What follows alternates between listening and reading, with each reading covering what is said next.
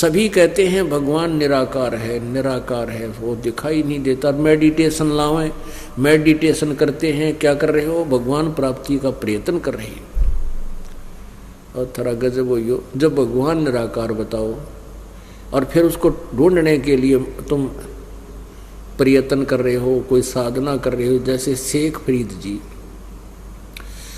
12 वर्ष तक कुएं में लटके, पैर ऊपर न बांध कर वृक्ष के टहनी कर जो नीचे कुएं में चले जाते थे गहरे, और वहाँ उल्टा लटक कर भक्ति करते थे। जब उसने देखा कि भगवान मिला नहीं, 12 वर्ष साधना कर ली, अस्थि पिंजर रह गया, कौवे आगे उसके आंख काटने के लिए और शरीर पर मांस रहा कोई नहीं। यानी 1.25 मन अन्न खाया था 12 वर्ष में शेख फरीद जी ने, 1.25 मन यानी 50 किलो, और 12 वर्ष में तो कितना, प्रत्येक हिसाब ला के देख लियो, एक कै ग्राम 10 ग्राम कितना बने 12 वर्ष में। उसके बाद शरीर पर मांस नहीं रहा, कौवे ने आंख काटनी चाहिए थी कि शरीर पर मांस तो है नहीं। तो ये कहकर उसने दोबारा रस्सा फांस के उल्टा लटक गया, ये कहता हुआ कि भाई कौव्यो मेरी आंख छोड़ दो और शरीर पर जो मांस बचा उसने खा लो, तुम अपना भूख बुझा लो, हो सकता है भगवान के दर्शन हो जाए। और यूं कहकर भी उसने सोचा कि ये कौवे आंखें निकाल लेंगे, भगवान मुझे, मैं देख नहीं सकूंगा, शरीर अंत हो गया।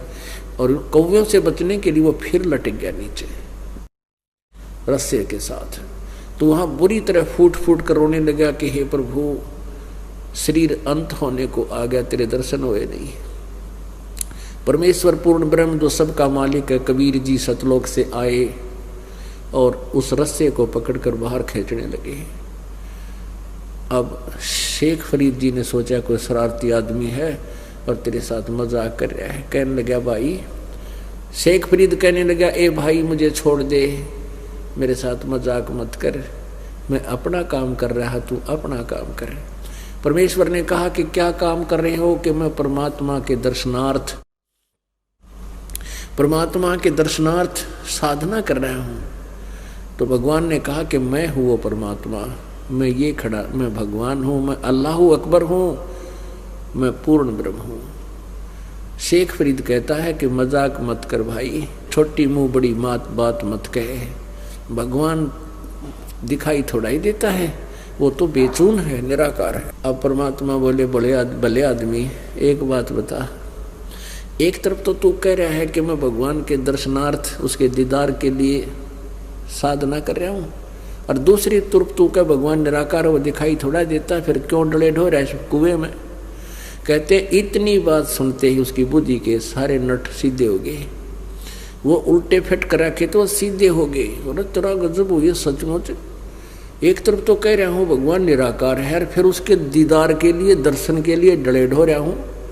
न्यों के न्यों उल्टा लटके ये वार्ता हो रही थी, परमात्मा रस्से से उसको पकड़ रहे थे, वो बोल रहा था उल्टा लटका, तो न्यों के न्यों पैर पकड़ लिए। कुरान शरीफ सूरत फुरकानी 25 आयत नंबर 52 से 59 में कुरान शरीफ का ज्ञान दाता अल्लाह भगवान कह रहा है कि ए पैगंबर, मैं तुझे जो ये ज्ञान दे रहा हूँ, कुरान शरीफ की दलील दे रहा हूँ, तो विश्वास करना। वो कबीर नामक परमात्मा है जिसने 6 दिन में सृष्टि रची, जो सारा सुखदायक है, पाप नाशक है, और 7वें दिन तख्त पर जा बैठा। उसकी खबर किसी बाखबर से पूछना। यानी कुरान शरीफ का ज्ञान देने वाला वो अल्लाह परिचित नहीं है उस पूर्ण परमात्मा को पाने की विधि से और उसके तत्व ज्ञान से। तो इस बात का ज्ञान था उसने। अब इस कुरान शरीफ के इस ज्ञान का उसको पता था शेख फरीद जी को कि भाई अल्लाह नहीं है, यूँ कह रहा है अल्लाह अपने आप को, अल्लाह नहीं है तो अल्लाह का बाखबर जरूर है। इसने तो 1 सेकंड में मेरी सारी बात चौंध तोड़ दी, मेरा सारा शंका निवारण कर दिया। पैर पकड़ के ने बोला, भाई हे महाराज मुझे यथार्थ ज्ञान बता दे। परमात्मा बोला, भूखे मरण तो भगवान ना मिला है। प्रथम अंदर संयम रखा है, योग युगत सब सतगुरु भाख है। पहले अन्न का संयम से आहार करे, यानी घना भी नहीं खावा, जैसे ना दड़ी पक्का खा ले फिर हमारा टूटे न नींद आ जा, और इतना भी नहीं खावा कि आंत मुस जा, कमल भी मुद्दे हो जा और कति कोड्डा हो जा। नहीं, संयम से रोटी खाओ, घना भी ना खाओ और कति थोड़ा भी ना खाओ, व्रत भी मत रखो। और फिर उसको धीरे धीरे कहा कि तुम आहार करना शुरू कर। पहले फल फल खिलाए, जूस पिलाए, फिर वो ठीक होया। फिर अपने कुछ दिन अलग रखा कि मैं भी संत हूँ। फिर उनको नाम दिया जब वो मोक्ष अधिकारी हो। तो हमारी बुद्धि भ्रष्ट कर रखी है इन अज्ञानियों ने। अब किसी भी हिंदू भक्त के साधक ने पूछ लो क्या तू क्या करता है, कि मैं सुबह 2 घंटे समाधि लगाता हूँ। किस लिए? कि भगवान को देखने के लिए। भगवान कैसा है? कि वो तो निराकार है, दिखाई थोड़ा देता। और विष्णु जी का उपासक, विष्णु जी की साकार मूर्ति। और फिर उसने पूछा भगवान कैसा है? कि वो दिखाई थोड़ा देता है, उसका तो प्रकाश ही प्रकाश दिखाई देता। तो हम सारे न्यूनता रखें। परमात्मा सह शरीर है, उसका नाम कबीर है।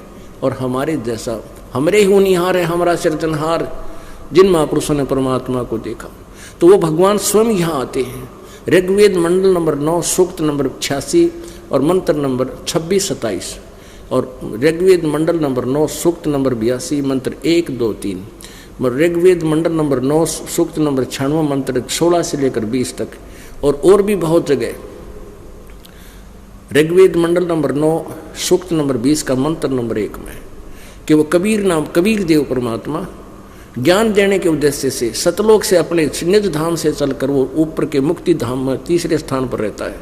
वहाँ से चलकर नीचे आता है। वो कबीर वाणी द्वारा ऊंचे ऊंचे स्वर में बोलकर अपने यथार्थ ज्ञान को स्वयं ही ठीक ठीक बताता है। तो परमात्मा भी कहते हैं चारों युग में हम पुकारे संत को कहा, चारों युग में संत पुकारे को कहा, हम हेल रे हीरे माणिक मोती बरसे ये जग चुगता ढेल रे।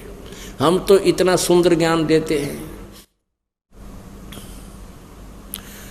हम तो इतना उत्तम ज्ञान देते हैं कि तुम्हारा मोक्ष भी होगा और यहाँ भी सुख मिलेगा। इस संसार में रहोगे तब तक आपकी आपदाएं भी टलेंगी और आपके आने वाले कर्म का दंड भी खत्म होगा और यहाँ से पूर्ण मोक्ष होगा।